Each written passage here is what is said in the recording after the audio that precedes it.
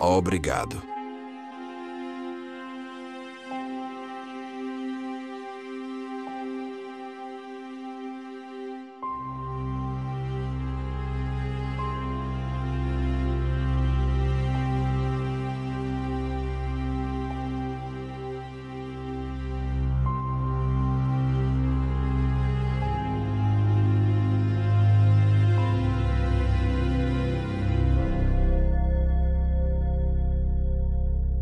João Donald Lewis, conhecido por sua enorme família e fãs devotos como um especialista em grandes felinos e empresário extraordinário, era um líder astuto e incrivelmente bem-sucedido do empreendimento de animais exóticos. Sua profunda conexão com o cuidado da vida selvagem e a construção de negócios, bem como seu incomparável engenho imobiliário, foi interrompida por um desaparecimento inexplicável e não resolvido em 18 de agosto de 1997, deixando todos que o conheciam em Tampa, Flórida, buscando respostas em um mar de evidências que nos afogou a todos em dúvida. Na esperança de fornecer um raciocínio mais substancial, baseado em evidências observáveis e análise situacional, esta é uma análise do desaparecimento de Don Luiz e do mistério desconcertante nascido em seu famoso Vida Selvagem na Rua Fácil. Este é o detetive de casos arquivados.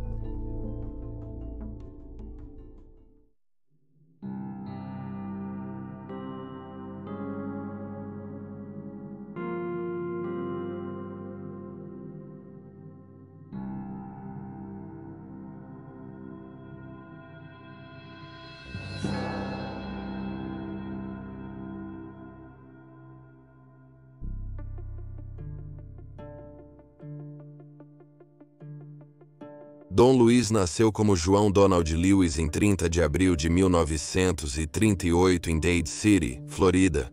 Nos primeiros anos de Don como criança, seu pai abandonou a família e deixou a mãe de Don para criá-lo e aos seus 2 irmãos. Enquanto a mãe de Don fazia o seu melhor para sustentar seus filhos através de trabalhos freelance como costureira e padeira, sua renda não era suficiente. Assim, para ajudar sua mãe e cuidar da família, Don começou a trabalhar desde cedo, formando a base de sua ética nos negócios.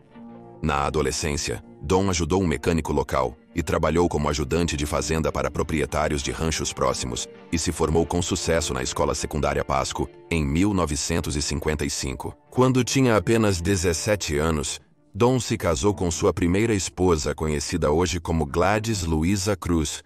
Juntos, o casal teve 3 filhas e adotou um filho, enquanto Don continuava a expandir seu poder econômico. Ele ocupou diversos empregos pela Flórida, até se estabelecer no setor de carros usados e comércio automotivo. Don construiu sua marca com paciência, desmontando máquinas antigas, vendendo peças e recursos metálicos e investindo na indústria automotiva. Quando jovem, Don comprava parcelas de terra para desenvolver e revender, às vezes mantendo lotes de terra para si mesmo para futuras ideias de negócios. Em pouco tempo, Don se tornou um milionário por mérito próprio e o principal exemplo do sonho americano em ação, começando do nada e forjando seu próprio caminho para o sucesso. Amigos e associados de Don diriam que ninguém poderia dizer seu sucesso apenas olhando para ele. Ele sempre se vestia de maneira simples e mantinha uma vida pública comum. No entanto, ele sempre mantinha uma nota de $500 no bolso, um símbolo de sua capacidade de transformar tudo o que tocava em lucros. Um verdadeiro dedo verde. No entanto, a vida pessoal de Don não era tão perfeita assim. Era um fato bem conhecido após seu primeiro casamento, que ele era um mulherengo, e frequentemente encontrava amantes ou segundas namoradas para cuidar, apesar de ter a família em casa. Um desses casos ocorreu em 1981, quando Don conheceu uma jovem chamada Gretchen. Gretchen era casada com Carol Murdoch na Avenida Nebraska Tampa, Flórida. Carol estava caminhando sozinha à noite e chorando após uma briga com seu então marido, Michael Murdoch. Don ofereceu uma carona a Carol, que inicialmente a recusou. No entanto, Don deu a volta em sua caminhonete de qualquer maneira, até oferecendo a arma no banco do passageiro para Carol usar como proteção enquanto ele dirigia, explicando que também precisava de alguém para conversar. Carol finalmente concordou, e depois de conversarem por um tempo, Carol ficou com ele naquela noite e os dois se apaixonaram. Claro, isso causou um grande impacto na família de Don, e surgiram tensões entre ele e sua então esposa, Gladys. Contudo, Don manteve seu relacionamento com Carol, que entrou para seu negócio imobiliário e impulsionou os lucros com expressivas vendas de terrenos. Logo, o relacionamento sério de Don e Carol levou ao divórcio de seus cônjuges e casaram-se em 1991. Com o excesso de recursos de seu império, Don teve que deixar sua casa. Ele trouxe para sua nova esposa amante de gatos, um lince chamado Canção do Vento de um leilão. O casal então começou a comprar grandes felinos de um criador em Minnesota que planejava abatê-los para o comércio de peles. Como talvez fosse de sua natureza, Don viu isso como outra oportunidade para criar um negócio, e em 1992 fundou Vida Selvagem na Rua Fácil com Carol, o que mais tarde se tornaria Big Cat Rescue.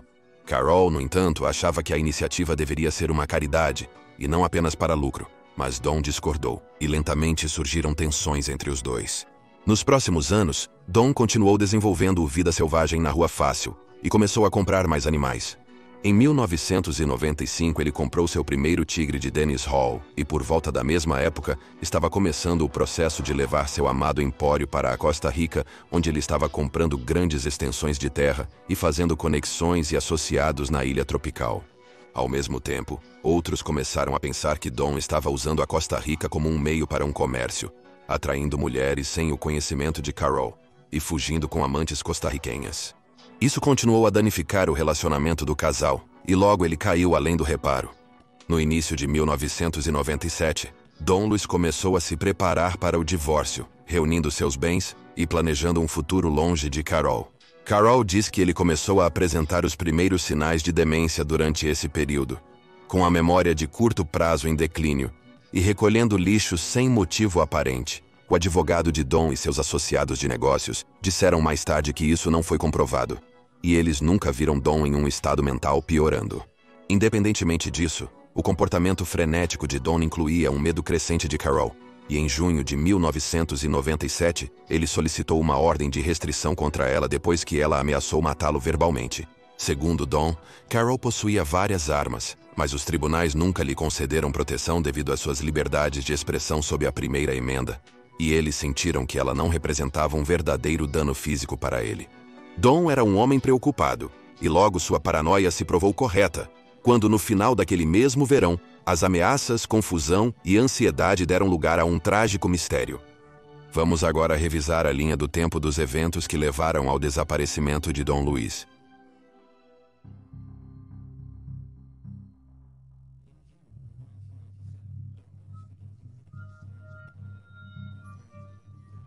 Voltado para sua ex-esposa, Carol Lewis, agora Carol Baskin, ele entrega à sua assistente executiva na época, Anna McQueen, um envelope contendo uma ordem de restrição contra Carol, para ser apresentada aos tribunais locais.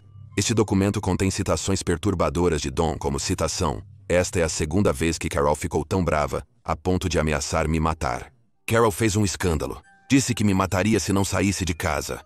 Ela pegou meu 357 e escondeu, além de ter um .45.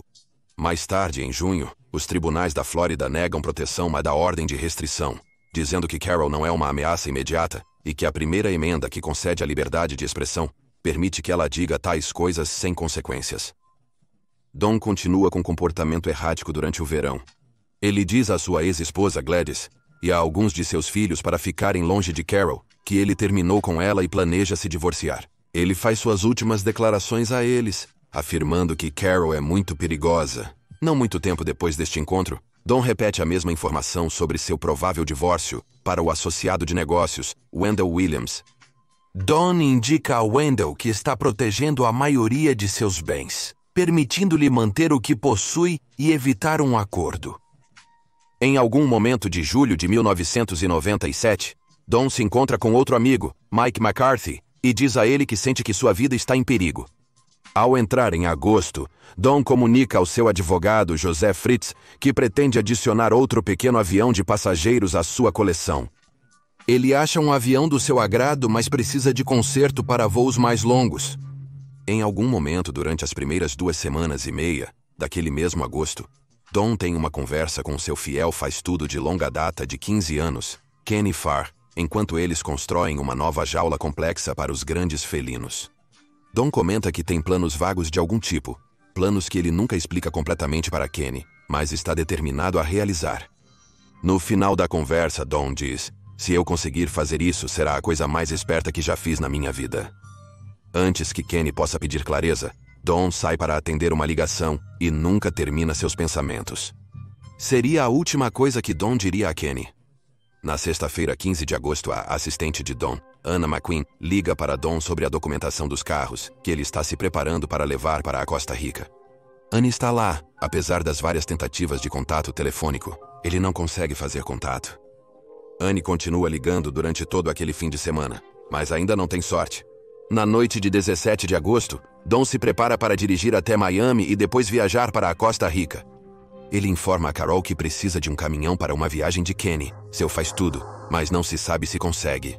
Na noite e início da manhã de 18 de agosto, Carol planeja suas tarefas domésticas e recados para o grande resort de gatos. Carol vai à loja Filhos de Alberto às 3 da manhã para comprar subproduto de leite para gatos. Seu carro quebra, mas ela é salva por seu irmão, um delegado do xerife local, que a leva de volta para casa. Pouco antes das 6h do dia 18 de agosto de 1997, Don Luis sai de casa para entregar documentos imobiliários no escritório do seu advogado, antes de viajar para Miami e, por fim, Costa Rica. Esta seria a última visão confirmada de João Donald Lewis. Quase 36 horas se passam e ninguém tem notícias de Don. Anne liga para Carol com real preocupação e sugere que envolvam as autoridades.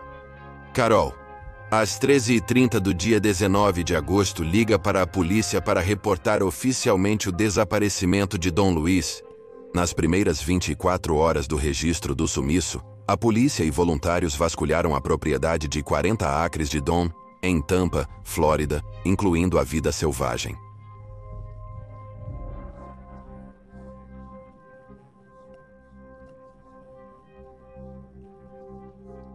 No dia 20 de agosto, o escritório do xerife do condado de Hillsborough descobre a van pessoal de Don, uma Dodge Ram 1989, estacionada e abandonada no aeroporto País Piloto em Morro da Primavera, Flórida, a cerca de 40 milhas de distância da última aparição de Don em seu santuário animal. Além das chaves da van e uma pasta cheia de documentos insignificantes, nada de notável é encontrado dentro do veículo e o rastro de pistas é congelado mais uma vez. Nos próximos 4 a 5 dias, detetives viajaram para a Costa Rica para progredir na caçada ao homem. Ao investigar todos os cantos e recantos possíveis, a polícia descobre que Don estava envolvido em casos extraconjugais enquanto estava na Costa Rica. Eles entrevistam possíveis conexões com Don e aqueles que conheciam o empresário, mas ainda não encontram nenhuma pista. A única coisa notável que os investigadores aprendem é que 2 dos animais exóticos de Don, um par de ocelotes, foram enviados pouco antes de Don desaparecer. Mas para onde eles foram ainda é desconhecido. Os primeiros relatórios, após o desaparecimento de Don virar manchete nacional, sugerem que ele provavelmente se afastou voluntariamente. Mas com o passar do tempo, tanto a mídia quanto os investigadores começam a pensar que algo mais sinistro está em jogo. Dias após o primeiro aniversário do desaparecimento de Don, em 20 de agosto de 1998, Carol se recusa a fazer um teste de polígrafo ou permitir que os investigadores realizem uma busca intensiva em seu santuário de vida selvagem ou nos freezers de carne, citando conselhos legais de seu advogado. Mais tarde, em 1998, a ex-esposa de Don Luis Gladys e suas filhas acusam publicamente Carol de ser responsável pelo destino de Don e de descartar o corpo através dos animais exóticos que possuem. Isso é fortemente refutado por Carol. Em agosto de 2002, 5 anos e um dia após seu primeiro desaparecimento, Don é declarado legalmente morto por Carol, e seus testamentos são colocados exclusivamente em sua posse devido à linguagem específica usada em seus documentos. 9 anos depois, em 2011, Carol é solicitada mais uma vez pelos investigadores a fazer um teste de polígrafo. Mais uma vez, ela recusa este pedido. Na próxima década, inúmeras conspirações e contos populares são criados por curiosos espectadores do caso e por aqueles com laços com Don, sua ex-esposa, Carol e seu negócio de grandes felinos. No entanto, João Marascano, o detetive principal de homicídios e porta-voz da investigação para o xerife do condado de Hillsborough, derrubou todos os boatos em abril de 2020, afirmando que as autoridades não têm suspeitos principais, nenhuma pista, e ainda não há atualizações sobre o desaparecimento de Don Luis.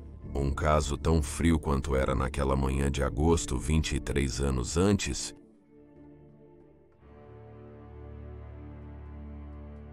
Não há muitas evidências físicas restantes no desaparecimento de Don Luis, e sem uma gravação final de chamada telefônica ou imagens de CCTV capturando os movimentos penúltimos de Don, não há muito com o que trabalhar. No entanto, uma descoberta nos fornece pelo menos uma pista do que aconteceu com Don antes de ele desaparecer, mesmo que traga mais confusão do que clareza. No dia seguinte ao desaparecimento de Don, os investigadores descobriram sua van Dodge Ram 1989 abandonada no aeroporto País Piloto em Morro da Primavera, Flórida. O aeroporto estava a aproximadamente 40 milhas da casa de Don, e inicialmente pensava-se ser o local de onde ele decolou naquela manhã de agosto. O preocupante era que quase nada foi deixado para trás na van, e as coisas que foram não excluíam uma decisão autônoma de fugir. Dentro estavam as chaves da van e a pasta de Don cheia de papéis aleatórios. Infelizmente, a polícia não apreendeu o veículo imediatamente, deixando-o abandonado naquele estacionamento, permitindo possíveis adulterações e a remoção de evidências físicas críticas, se houvesse algo escondido no nível atômico.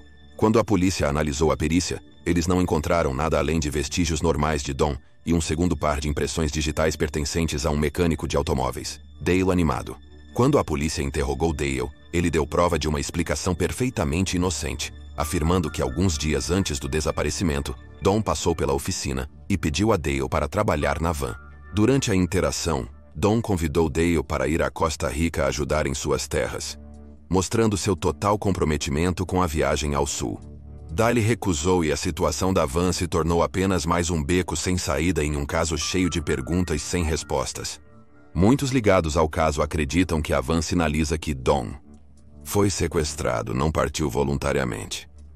Os detetives acreditam que a van no aeroporto era para descarte ou para fazer parecer que era o último local de Don. Independentemente, a quantidade de tempo que levou para as autoridades analisarem o interior da van para a perícia cria um enorme "e se" na busca por Don. E é tristemente a maior pista que eles receberam até agora, uma que pode ter sido lamentavelmente desperdiçada. Com os fatos do caso entendidos, agora vamos nos voltar para as teorias dominantes no caso do desaparecimento de Don Luis. Como tantos casos não resolvidos ao redor do mundo, o desaparecimento de Don Luis tem sido o alimento para algumas alegações e conspirações verdadeiramente absurdas, provocadas tanto por membros da família, quanto por aqueles com desprezo pelos ex-parceiros de Don. Infelizmente, essas teorias audaciosas e quase bárbaras foram glamourizadas e focadas por uma série documental em particular e sua publicidade subsequente. Então faremos o nosso melhor para dissecar cada teoria com clareza e raciocínio, respaldado por evidências, para respeitar adequadamente os fatos do caso e o homem que desapareceu. Acreditamos que a verdade e o respeito aos fatos do caso devem sempre ter precedência, e é insultante para a memória de Don Luis e potencialmente prejudicial para o seu caso sacrificar esses aspectos na busca de uma história boa, super dramatizada. A primeira teoria real, proposta por aqueles envolvidos com a vida pessoal de Don Luis, veio de suas filhas e sua primeira ex-esposa Gladys Lewis Cruz, em 1998, apenas um ano após o desaparecimento de Don. Eles deram uma entrevista pública na revista People, teorizando que Carol Baskin realmente matou Don e depois se desfez do corpo dele através de um moedor de carne, e depois o alimentou para seus tigres no resgate de grandes felinos. Santuário. Dona Pettis, uma das filhas de Don, sentiu que a polícia não fez um trabalho minucioso o suficiente na busca pela propriedade, e deveria ter realizado uma análise forense no moedor de carne de Carole, testando-o para o DNA de Don. Carole negou veementemente tais possibilidades, alegando que o moedor de carne em questão era pequeno demais para lidar até mesmo com algo como uma mão humana, muito menos um corpo inteiro de um adulto do sexo masculino. Não apenas isso, mas o que muitas pessoas falham em perceber, e o que um documentário descobriu, não divulga amplamente, é que o moedor de carne em questão foi removido do resgate de grandes felinos semanas antes de Don desaparecer, confirmado pelo escritório do xerife, que investiga o caso de Don. E se Carole tentou usar um cadáver como alimento para seus grandes felinos, não há absolutamente nenhuma maneira de que ossos e evidências forenses não seriam deixados para trás. A acidez do estômago de um tigre é forte, mas não o suficiente para destruir completamente os restos humanos. Haveria uma quantidade significativa de ossos, sangue e tecidos restantes, e tentar limpar cada pedaço dos restos e não deixar absolutamente nenhuma pista do ato é algo muito improvável de acreditar. Um ato tão vil, mesmo que utilizado, deixaria muitas evidências e certamente os investigadores teriam percebido algo. No entanto, essas alegações absurdas só ganharam força quando o notório colecionador de grandes felinos e inimigo de Carol Baskin, Joe Exotic, criou um vídeo musical obsceno, ostentando o medo do tigre. E, portanto, a hipótese mais enganosa. Mas essa não foi sua única alegação louca. Joe Exotic tornou-se obcecado com outra teoria de que, enquanto Carol ainda era responsável pelo desaparecimento de seu marido, ela realmente escondeu o corpo dele sob o solo no Big Cat Rescue, cavando a terra onde seu tanque séptico repousava e colocando o corpo de Don nisso, cobrindo-o e fingindo como se nada tivesse acontecido. Joe pediu publicamente que os investigadores examinassem o terreno e o tanque séptico da propriedade em torno do seu zoológico exótico, onde os funcionários chegaram à mesma conclusão. No entanto, os documentários que cobrem Joe e suas teorias também falham em compartilhar as informações que desmascaram sua teoria também. A fossa séptica em questão, de maneira semelhante ao moedor de carne, não foi instalada no santuário de resgate de grandes felinos, até vários anos depois que Don desapareceu. Se Don foi enterrado em algum lugar da propriedade, não foi em lugar algum perto da fossa séptica. Além disso, faz pouco sentido para Carol enterrar Don em sua própria propriedade, onde futuras escavações e obras certamente ocorrerão e correrão o risco de serem descobertas. Agora, dito tudo isso, seria prematuro descartar completamente Carol Baskin como suspeita. Embora ela tenha negado consistentemente qualquer envolvimento, há partes de seu passado que podem sugerir um motivo, ou pelo menos, uma consideração adicional. A principal peça do caso que pode excluir a motivação para Carol é a promiscuidade de Don e a postura geral sobre os projetos de vida selvagem que ele e Carol criaram. É bem conhecido que Don via os tigres e vários grandes felinos como nada mais do que um negócio, e pensava nisso como um meio de ganhar dinheiro, em vez de qualquer caridade real. Embora inicialmente estivessem juntos nesse ponto de vista, Carol eventualmente queria que o santuário fosse exatamente isso. Um lugar onde gatos resgatados poderiam viver aprovados por ativistas companheiros, salvando-os de criação imoral e abuso de filhotes.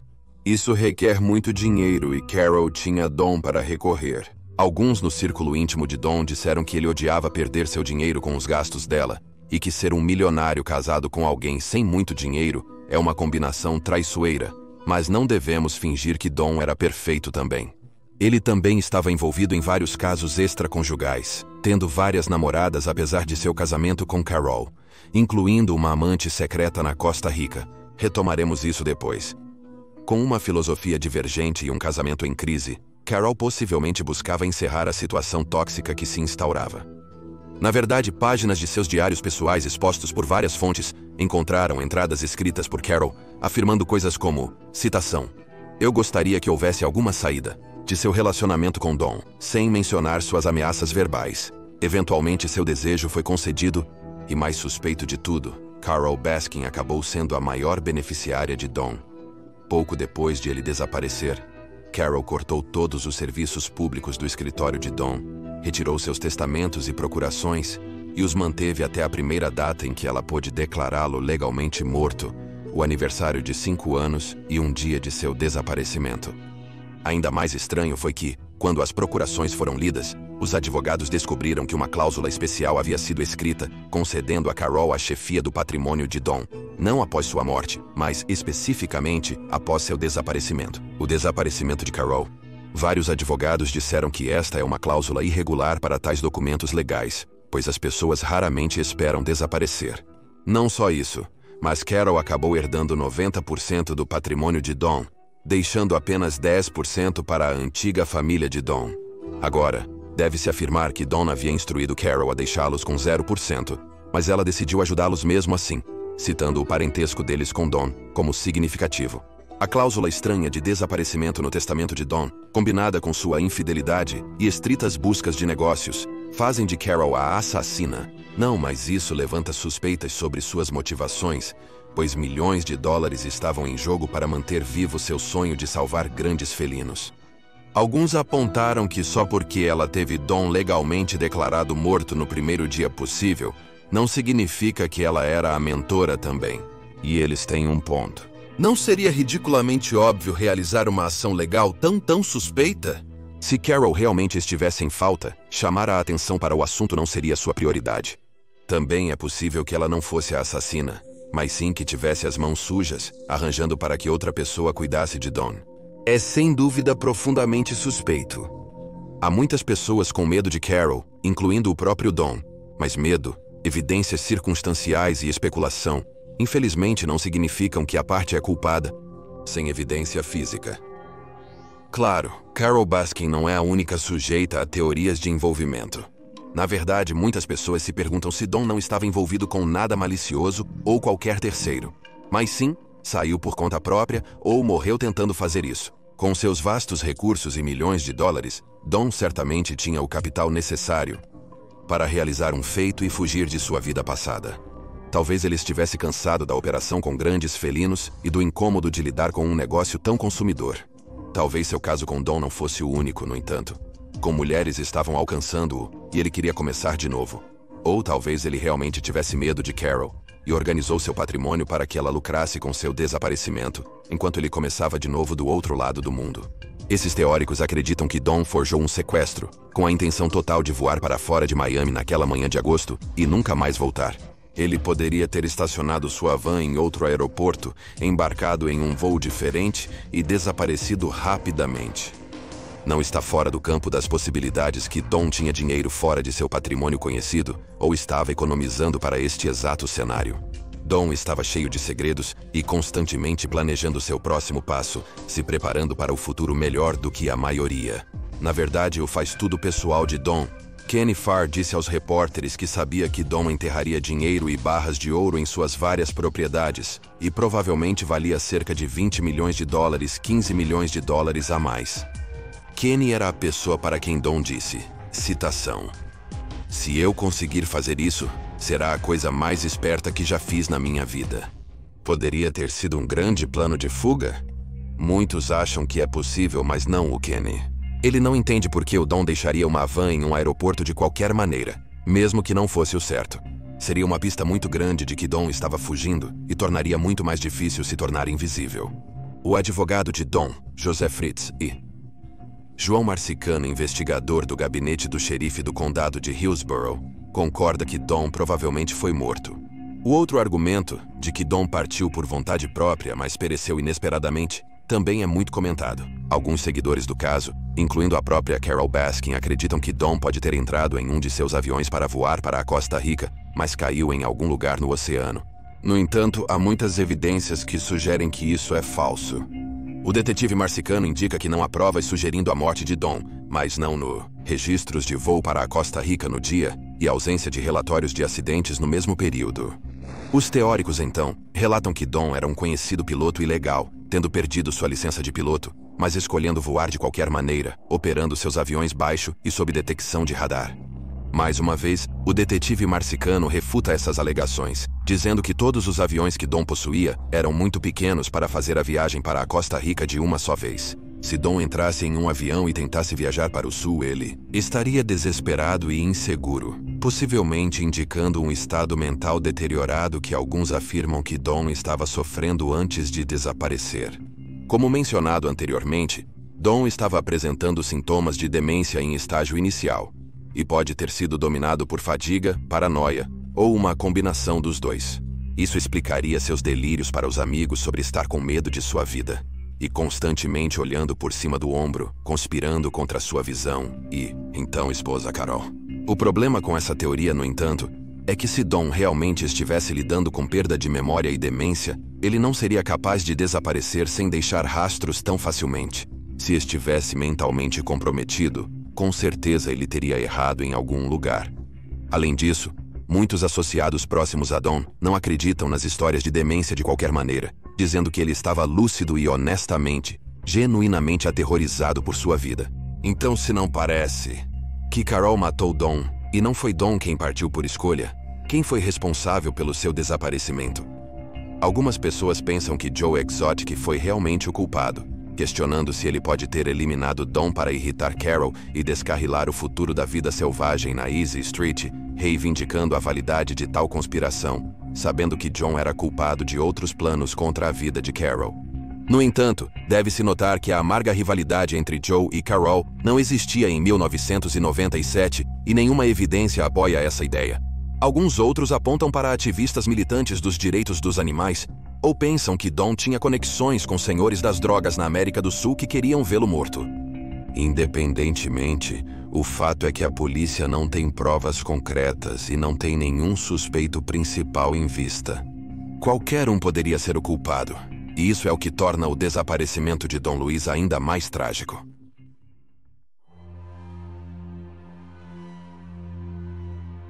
Antes de divulgarmos nossa hipótese sobre o desaparecimento não resolvido de Don Luis, queremos deixar claro que nossas conclusões apresentadas em Detetive de Casos Arquivados são puramente especulação lógica, baseada em evidências, circunstâncias e subtexto factual.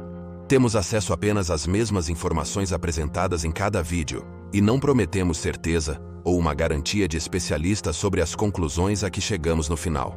Nós simplesmente observamos. No caso de Don Luis, acreditamos que ele foi sequestrado, assassinado ou uma combinação dos dois. Tantas pessoas envolvidas com Don e sua vida, como associados de negócios, membros da família, seu advogado pessoal e os principais investigadores à sua procura, acreditam que o mesmo seja verdade, que alguém ou algumas pessoas queriam Don morto, seja por vingança, rancor ou pura maldade. A parte complicada da equação é quem, sem dúvida, o assassino de Don Luis era próximo e possuía os recursos para um homicídio perfeito. O perpetrador tinha que estar próximo de Don para saber de suas viagens planejadas para a Costa Rica e vários projetos lá, e ser capaz de usar isso como uma cortina para os investigadores, enganando as pessoas a pensar que ele desapareceu propositalmente. Agora, isso não necessariamente reduz a lista de suspeitos, porque Don tinha muitos amigos e muitos inimigos, cada um dos quais sabia de seu paraíso na Costa Rica. No entanto, isso indica que o assassino era inteligente e sabia como organizar um sequestro multifacetado. Além de inteligente, o assassino precisava ter dinheiro para contratar alguém para se livrar de Don, ou fazer isso por conta própria, sem nunca deixar sequer um folículo capilar. No caso de um multimilionário como Don era, removê-lo da face da terra vai custar uma bela quantia. Então, como eles fizeram isso?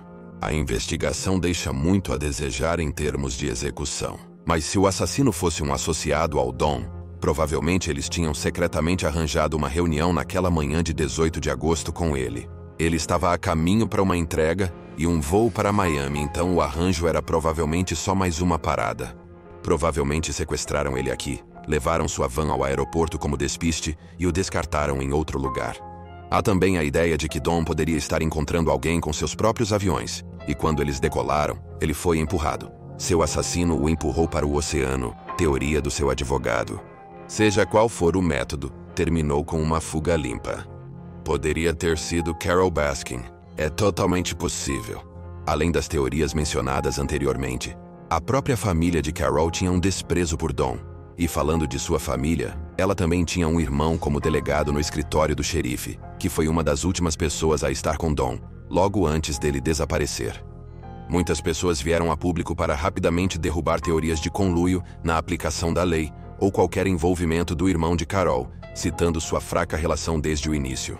Tanto Carol quanto Anna McQueen, a assistente que provavelmente conhecia Don Luis melhor do que ele mesmo, foram intensamente investigadas pelos detetives, isentas de qualquer irregularidade e nunca rotuladas como principais suspeitas. Isso não as exclui completamente, mas dá credibilidade ao fato de que simplesmente não há uma pista principal na frente da investigação. É importante lembrar que no centro de todo o caso está um homem cujo destino é desconhecido, cuja humanidade e tragédia às vezes são obscurecidas pela glorificação de teorias da conspiração e piadas na internet. Existem entes queridos e amigos de Don Luis que estão desesperados por respostas e anseiam saber o que aconteceu com ele. Mas em vez de receberem ajuda real, eles têm que acordar todos os dias para ver seu rosto e nome sendo abusados por pessoas que procuram lucrar com seu mistério e rindo da ideia de que ele foi alimentado a tigres.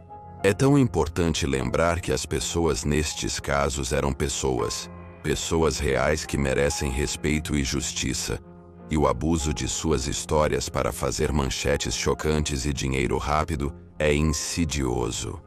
Don Luis era um homem perfeito? Não. De maneira alguma, ele, como todos nós, tinha seus problemas e falhas. Mas no final do dia, Dom Luiz era uma pessoa real com um coração batendo e merecia viver o resto de seus dias. Não importa o quanto alguém não gostasse dele ou dos negócios com os quais ele se envolveu. Devido ao tom e à recepção de certos documentários feitos desde que Dom desapareceu, é difícil fazer as pessoas se concentrarem em encontrar respostas em vez de apoiar o absurdo. E então cabe a todos nós trabalhar para progredir acima das teorias da conspiração excessivamente dramatizadas, procurando chocar espectadores e leitores para ganhar dinheiro rápido e humanizar João Donald Lewis e respeitar seu caso. Se você, ou alguém que você conhece, tem alguma informação que possa ajudar os investigadores em sua busca por João Donald Lewis, por favor, entre em contato com as autoridades competentes. Nenhum pedaço de informação é pequeno ou insignificante demais, pois pode ser a chave para desvendar o arrepiante mistério de Dom Luiz e seu legado deixado na vida selvagem no eBay. Rua Fácil. Este é o Detetive de Casos Antigos.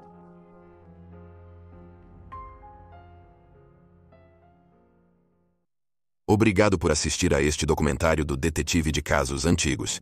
Se você gostaria de apoiar nossos esforços para produzir mais conteúdo, considere nos apoiar no Patreon. O YouTube recentemente tomou medidas para desmonetizar nossos vídeos, então é apenas com o seu apoio que podemos continuar a produzir conteúdo como este. Através do nosso Patreon, você também pode acessar uma tonelada de ótimos conteúdos extras, incluindo a possibilidade de votar nos casos que cobrimos, receber um agradecimento no final dos documentários, ter sua cidade natal ou estado como destaque em uma investigação que realizamos, e muitas outras coisas incríveis além disso. Agradecimento especial ao Nick M por apoiar esta investigação no nível Chief Detective do Patreon. Obrigado por assistir. Fique seguro e nos vemos na próxima vez.